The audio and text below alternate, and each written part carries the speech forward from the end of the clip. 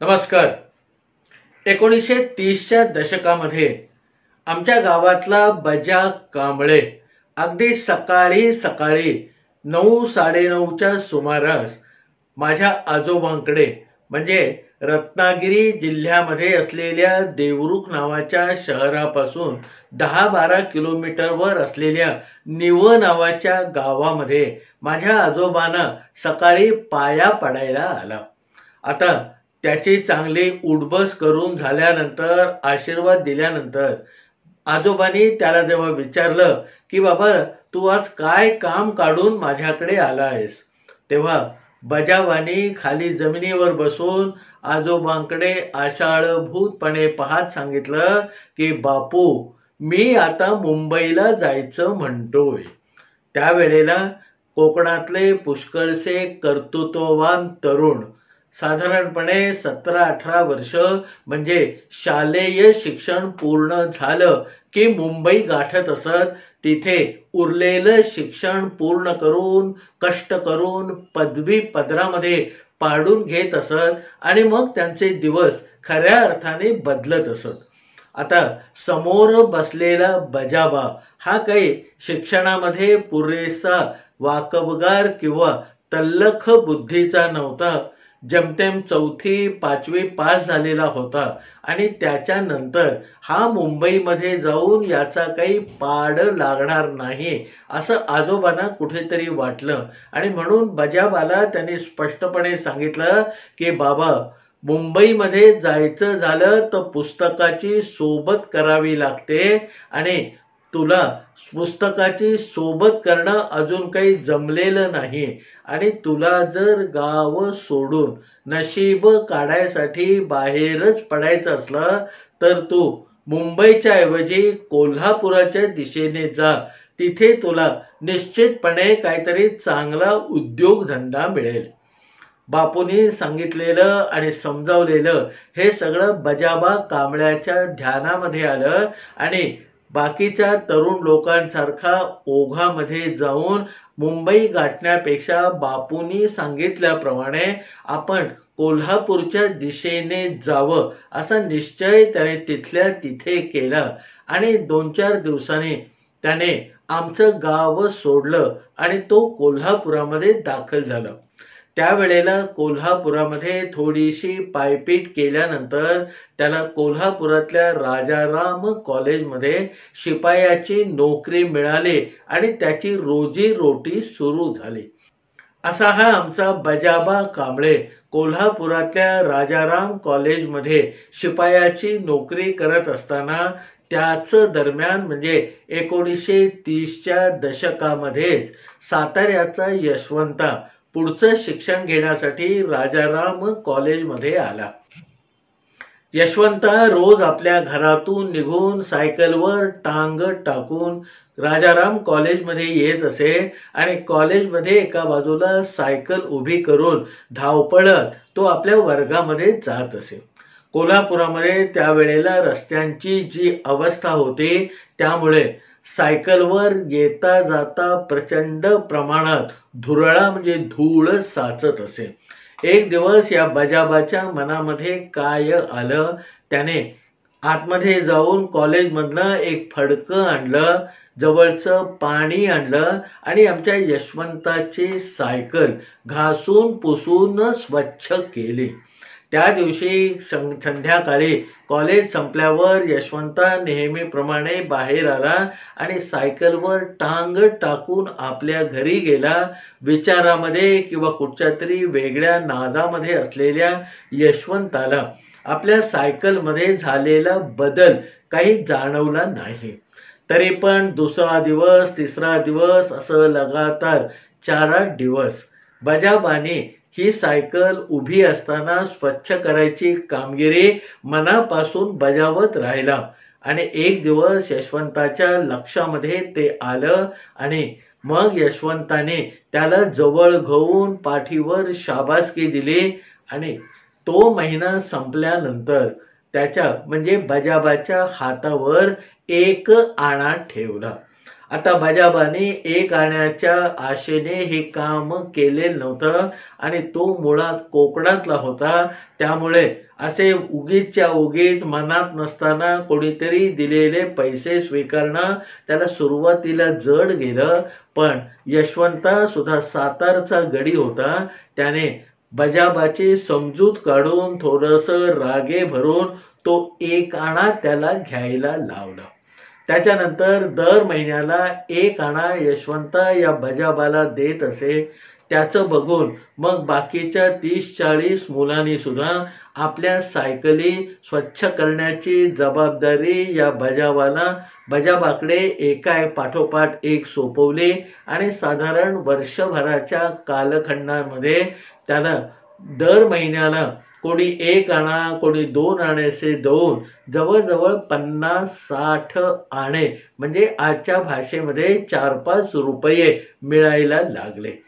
आजच्या परिस्थितीप्रमाणे आपल्याला हे 4-5 रुपये म्हणजे क्षुल्लक बाब वाटेल, पण त्यावेळेला राजाराम कॉलेजमध्ये नोकरी शिपायाची करणाऱ्या आमच्या बजाबा कांबळेला पगार होता 9 रुपये. आता 9 रुपये पगार असणाऱ्या माणसाला दर महिन्याला 4-5 रुपये जास्त मिळाले म्हणजे त्याचं उत्पन्न 40-50% जवळजवळ वाढलेलं होतं. आता सातारचा यशवंता हा 6 फुटाची उंची, साधारणपणे काळसरपणाकडे झुकणारा वर्ण, डोळ्यामध्ये तेज आणि एकंदर चेहऱ्यावर प्रसन्नता असलेला गडी होता. त्याचं बोलणं चालणं अतिशय शालीन वाटावं असं होतं आणि कॉलेजमध्ये आल्यानंतर पहिल्या 6-8 महिन्यामध्ये तो स्वातंत्र्य संग्रामामध्ये उडी टाकून ब्रिटिशांच्या विरुद्ध घोषणा देऊन 15 दिवसाचा तुरुंगवास भोगून परत कॉलेजमध्ये शिक्षणासाठी रुजू झाला होता. त्या पिढीमध्ये अनेक लोकांनी स्वातंत्र्य लढ्यामध्ये भाग घेतला, अनेकांनी कारावास म्हणजे तुरुंगवास भोगला, पण त्या तुरुंगवासामुळे त्यांना पुढचं शिक्षण घेता आलं नाही अशा अनेक कहाण्या आपण ऐकलेल्या आहेत. पण राजाराम कॉलेज हे त्यावेळेला कोल्हापूर संस्थानाच्या अखत्यारीत असल्यामुळे ब्रिटिशांनी सजा सुनावली, त्याने तुरुंगवास भोगला, तरी यशवंताचं शिक्षण मात्र अबाधित राहिलं किंवा तसंच त्याला पुढे ठेवता आलं. बजाबा आणि यशवंता या दोघांची मैत्री दिवसेंदिवस घट्ट होत चालली होती आणि एक दिवस असा उजाडला की ज्या दिवशी त्या कॉलेजमधलं पदवीपर्यंतचं शिक्षण या यशवंताने पूर्ण केलं आणि पुढच्या शिक्षणासाठी पदव्युत्तर शिक्षणासाठी त्याने पुण्याची वाट धरली. बजाबाचा निरोप घेताना यशवंताचे डोळे पाणावले होते, पण पुढच्या शिक्षणासाठी यशवंताला जाणं तेवढंच गरजेचं होतं. यशवंताला थोडंसं बाजूला घेऊन बजाबाने मग त्याच्या कानामध्ये काहीतरी विचारलं आणि हसत हसत त्या गोष्टीचं उत्तर यशवंताने आमच्या बजाबाला देऊन टाकलं आणि मग दोघे जण बऱ्याच वर्षांसाठी वेगळे झाले. पुण्याला शिकत असताना दरवर्षी एकदा 13 मार्चच्या आसपास या बजाबाकडून यशवंताला एक दीर्घायुष्य लाभो अशी सदिच्छा लिहिलेलं कार्ड येत असे, कारण 13 मार्च हा यशवंताचा वाढदिवस होता आणि शेवटच्या भेटीमध्ये कानामध्ये कुजबूज करून बजाबाने यशवंताची जन्मतारीख जाणून घेतली होती. त्याच्यानंतर दरवर्षी नियमाने हे पत्र येतच राहिलं. यशवंताचे पत्ते बदलत गेले. पुण्यानंतर तो लॉचं शिक्षण घेण्यासाठी मुंबईला गेला. सुरुवातीची पत्र पुण्याच्या पत्त्यावर आली, मग मुंबईच्या पत्त्यावर आली. शिक्षणाने परिपूर्ण झालेला, स्वातंत्र्याची उर्मी अंगामध्ये असलेला हा यशवंता मग 42च्या चळवळीमध्ये उतरला आणि नंतर प्रांतिक सरकार म्हणून जी स्थापन झाली त्याच्यामध्ये त्या काउन्सिलमध्ये हा यशवंत निवडून आला आणि पुढच्या वेळेला त्याला कायदे मंडळातलं मंत्रीपद लाभलं. तरीही कोल्हापुरातून दरवर्षी यशवंताच्या पत्त्यावर येणाऱ्या पत्राला मात्र खंड पडलेला नव्हता. त्याच्यानंतर स्वातंत्र्याची पहाट झाली, सगळीकडे आनंदी आनंद झाला. मग महाराष्ट्राच्या द्विभाषिकाचा घोळ झाला आणि दरम्यानच्या काळामध्ये काँग्रेसमधला एक मान्यवर नेता म्हणून या यशवंतरावाची महाराष्ट्राला आणि देशाला ओळख व्हायला लागली. यशवंताचा यशवंतराव झाला आणि यशवंतराव साहेब झाला. हा साहेब कोल्हापुरातला यशवंता इतका मोठा झाला की महाराष्ट्र राज्य स्थापनेचा मंगल कलश नेहरूंनी देण्यासाठी या यशवंताच्या हाताची निवड केली. त्याच्यानंतर पुढचा सगळा प्रवास यशवंताचा घोडदौडीसारखा होत होता. यशवंता आपली राजकारणातली घोडदौड कायम ठेवून होता, पण शासकीय दौऱ्यावर हा यशवंत जेव्हा जेव्हा कोल्हापुरामध्ये यायचा तेव्हा बजाबाची आवर्जून भेट घ्यायचा. मग एका वेगळ्या खोलीमध्ये बसून हे दोन्ही मित्र एकमेकांची ख्याली खुशाली पारिवारिक चर्चा करत असत आणि मगच यशवंता कोल्हापूर सोडत असे. अशा 68 सालच्या एका भेटीमध्ये यशवंताला सहज कळलं की बजाबाचा मुलगा मधू आता 20-22 वर्षाचा झालेला आहे आणि त्याने ड्रायव्हिंगचं कौशल्य आत्मसात केलेलं आहे. हुशार यशवंताने मधूचं हे बोलणं आपल्या मनामध्ये कायम कोरून ठेवलं आणि दौरा संपल्यानंतर मुंबईला आल्यानंतर एक खास पत्र बजाबाच्या नावाने या यशवंताने लिहिलं आणि शासकीय लखोट्यामधून ते पत्र मुंबईचा प्रवास सुरू करून कोल्हापुरापर्यंत आलं आणि बजाबाच्या घरामध्ये येऊन पडलं. बजाबाने ते पत्र उघडलं तेव्हा त्याला आश्चर्याचा थोडासा धक्का बसला.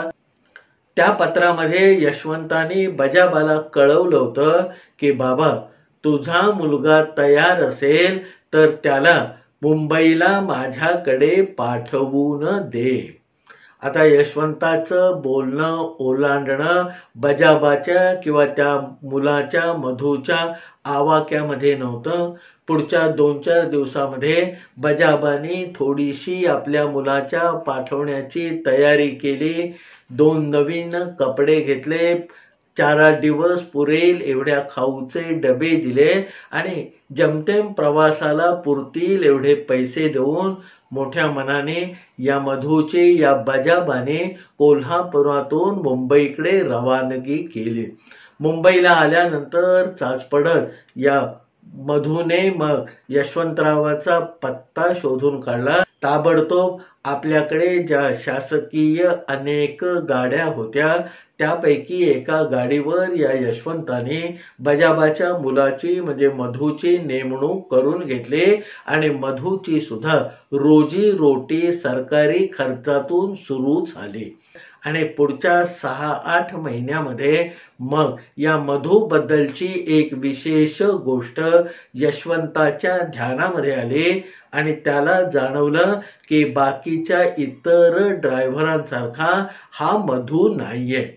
त्यावेळेला एकंदर ड्रायव्हर लोकांचं जे वर्तन होतं आणि यशवंताला त्याची पुरेशी ओळख होती ते वर्तन म्हणजे कुठेही एखाद्या बैठकीसाठी जेव्हा 4-5 अधिकारी 2-4 मंत्री एकत्र येत असत तेव्हा ते आपापल्या गाड्या घेऊन येत असत आणि आतमध्ये मंत्र्यांची संत्र्यांची नोकरदारांची बैठक सुरू झाल्यावर सगळे ड्रायव्हर आपापल्या गाड्यामधून बाहेर येऊन कोंडाळ करून बसत असत आणि तिथे मग त्यांच्या गप्पांना रंग चढत असे.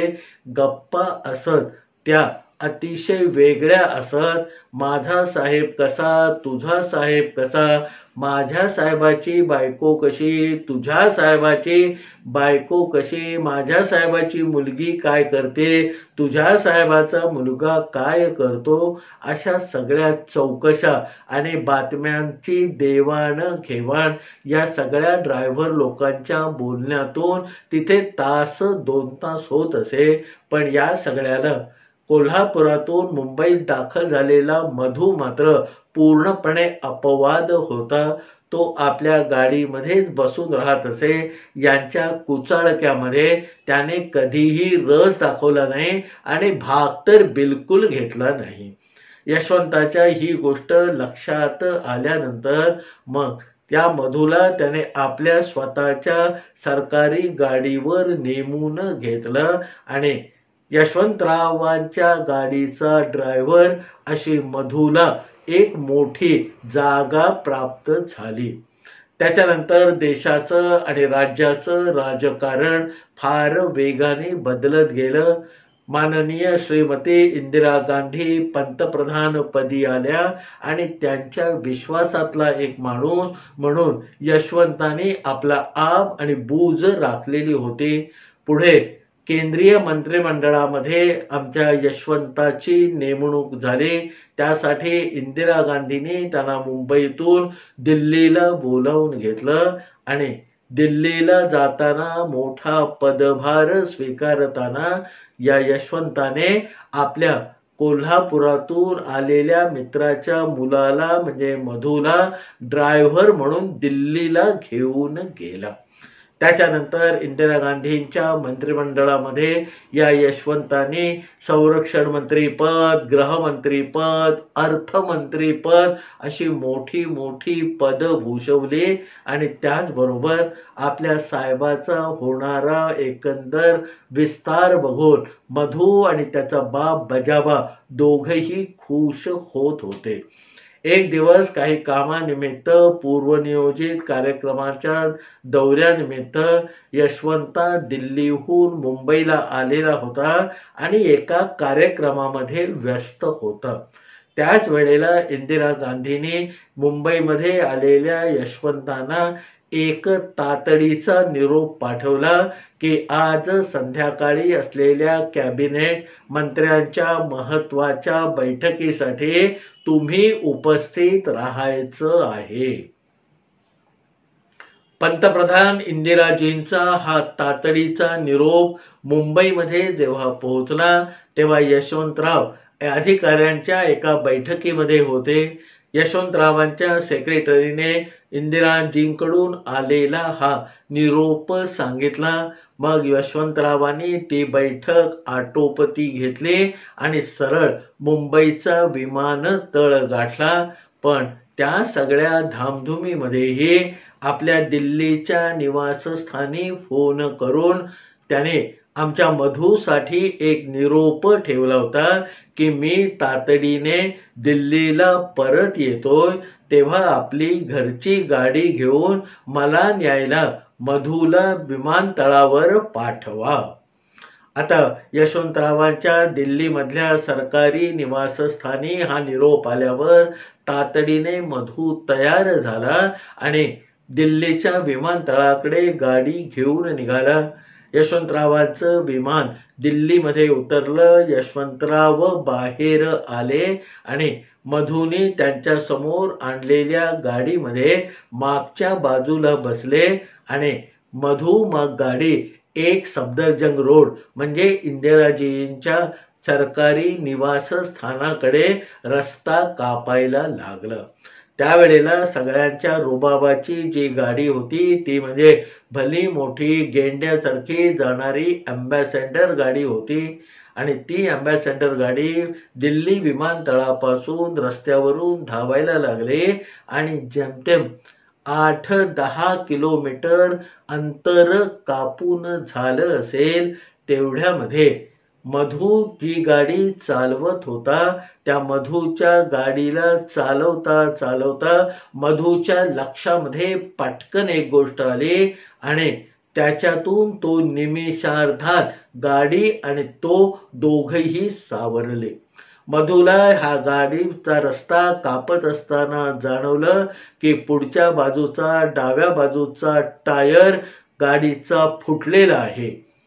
आता डाव्या बाजूचा टायर फुटल्यावर गाडी डाव्या बाजूला कलंडणार हे लक्षात आल्यावर कळल्या मधूने आपली गाडी जोराने उजवीकडे घेतली आणि रस्त्याच्या उजव्या बाजूला जे तारांचं कुंपण होतं त्या कुंपणावर नेऊन धडकवली.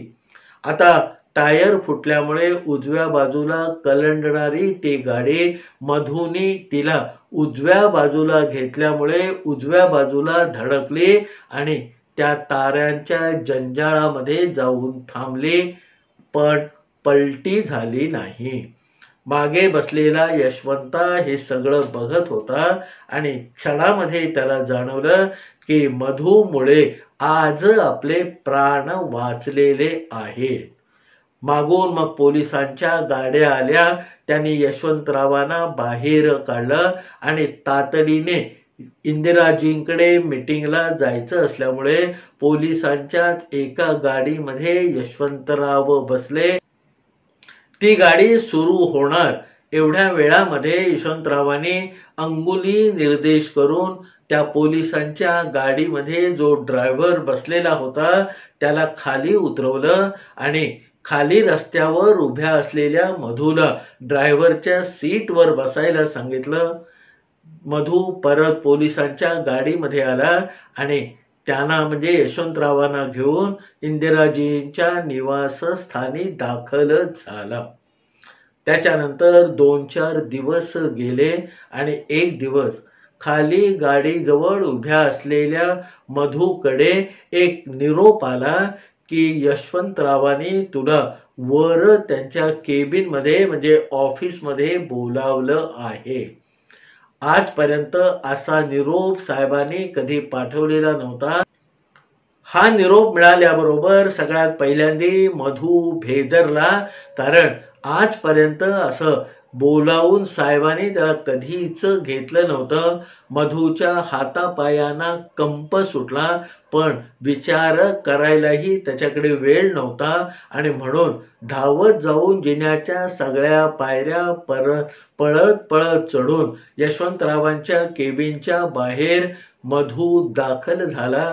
तिथे असलेल्या स्वागतिकेने मधूकडे पाहिलं आणि दरवाजा उघडून तू आतमध्ये जा असं खुणावलं.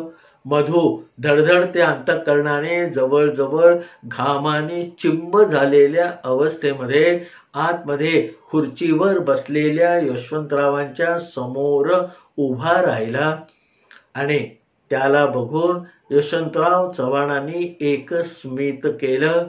ते आपल्या खुर्चीवरून उठले, 2 पावलं टाकत ते मधूच्या जवळ गेले आणि केंद्रीय मंत्री असलेल्या यशवंतरावांनी आपल्या ड्रायव्हर मधूला घट्ट मिठी मारली आणि त्यांच्या त्या स्पर्शातून यशवंतरावांच्या मनामध्ये जे काही होतं ते मधूच्या काळजामध्ये उतरलं. यशवंतरावांची मिठी मधूला सांगून गेली की बाबा तुझ्यामुळे माझे प्राण वाचले. थोडा वेळ तशाच अवस्थेमध्ये गेला. मग यशवंतराव थोडस बाजूला होत मधूला म्हणाले की मधू, त्या दिवशी तू नसतास तर माझं काही खरं नव्हतं. आता मधूने खाली मान घालून नुसतं जी जी केलं.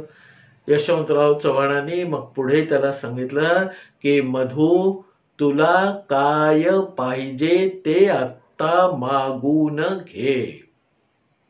मधूला काय करावं हे सुचेना. धडधडत्या अंतःकरणाने आलेल्या मधूला यशवंतरावांची मिठी आणि त्याच्यानंतर त्यांनी सांगितलेलं की तुला काय हवं ते मागून घे हे सगळं स्वप्नवतच होतं.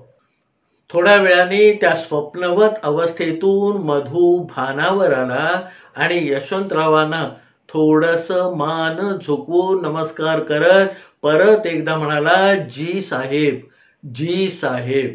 त्याच्या पुढे काहीही न बोलता परत एकदा नमस्कार करून मधू तिथून बाहेर पडला.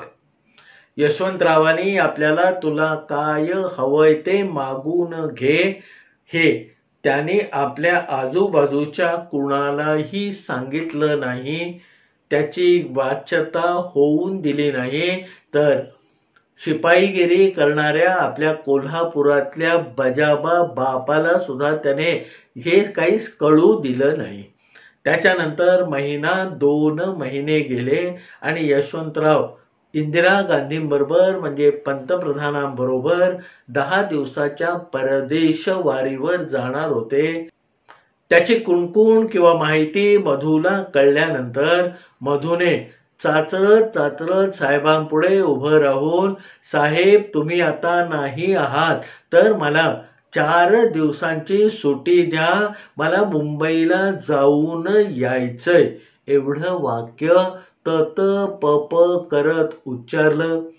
यशवंतरावांनी तिथल्या तिथे त्याची रजा मंजूर करून टाकली आणि मग ते परदेश दौऱ्यावर निघून गेल्यानंतर दुसऱ्या दिवशी मधूने दिल्ली सोडली आणि तो मुंबईला आला.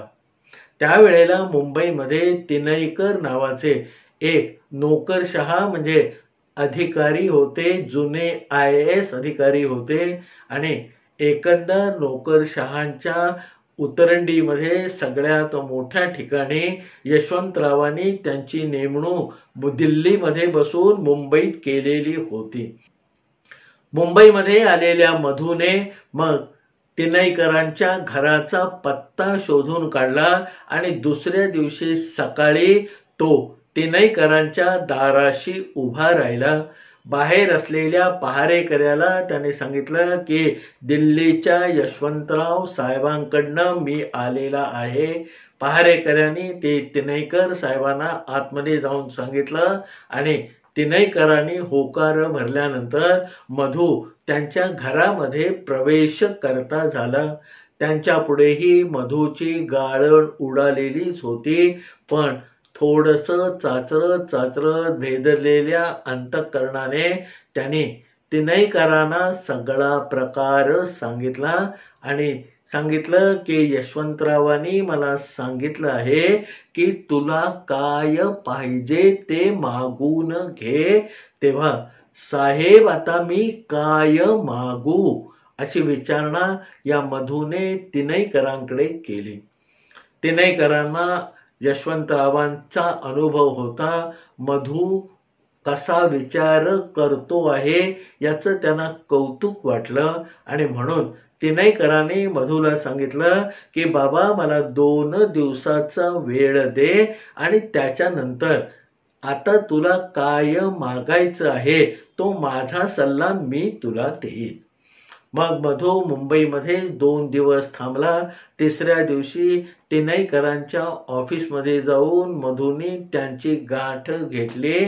तेव्हा तिनयकरांनी मधूला समोरच्या खुर्चीवर बसवून चहा पाजला आणि सांगितलं की बाबा यशवंतराव हा शब्दाचा पक्का माणूस आहे आणि म्हणून मी तुला असा सल्ला देतो की तू अमुक एक गोष्ट माग. आता तिनयकरांनी सांगितलेलं हे सगळं म्हणजे मधूच्या दृष्टीने काळ्या दगडावरची पांढरी रेघ होती. म्हणून परत एकदा तिनयकरांना नमस्कार करून त्यांनी जे काही सांगितलं ते आपल्या मनामध्ये खोल उतरवून मधूने या तिनयकरांचा निरोप घेतला आणि मग 4थ्या दिवशी दिल्ली गाठली. यशवंतराव 10 दिवसांचा दौरा करून परत आले.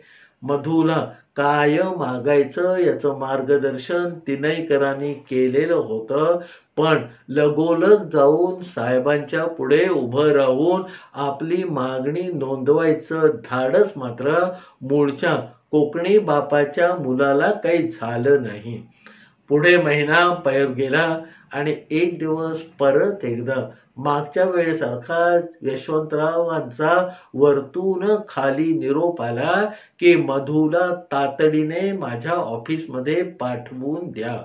या वेळेला मधूची गाळण उडाली नाही, त्याला भीती स्पर्शही करू शकली नाही, तर उलट मागच्या वेळेपेक्षा दुप्पट उत्साहाने जिन्याच्या त्याच पायऱ्या चढत तो यशवंतरावांच्या समोर उभा राहिला. मग यशवंतरावांनी आधी बजाबाची मग मधूची चौकशी केली आणि हळूच त्याला विचारलं की बाबा, काही महिन्यांपूर्वी मी तुला सांगितलं होतं की तुला काही हवं असेल तर मागून घे, तू काही विचार केला आहेस का? त्यावर मधूनी मग आपल्या मनातला विचार सांगितला. ते मागणं ऐकून यशवंतरावांनाही कुठेतरी बरं वाटलं. ते आपल्या खुर्चीवर जाऊन बसले आणि पुढच्या 5-10 मिनिटांमध्ये समोर असलेल्या टेलिफोनवरून मधूसाठी या यशवंतरावांनी 4-5 मोठ्या अधिकाऱ्यांशी संपर्क साधला आणि मग मधूला सांगितलं की मधू, 2-2.5 महिन्यामध्ये तुझं काम होईल. मधू समाधानाने बाहेर पडला. दुसऱ्या दिवसापासून आपल्या कामाला लागला. आता साहेबांकडे काम सोपवलंय म्हणजे आपण काळजी करायची गरज नाही, ही मधूने मनाशी गाठ मारलेली होती. त्याच्यानंतर 3-3.5 महिन्याचा काळ गेला. यशवंतरावांनी आपली सगळी यंत्रणा कामाला लावली आणि त्या यंत्रणेवर देखभाल करण्याचं काम मुंबईमध्ये बसलेल्या तिनयकर साहेबांना सांगितलं.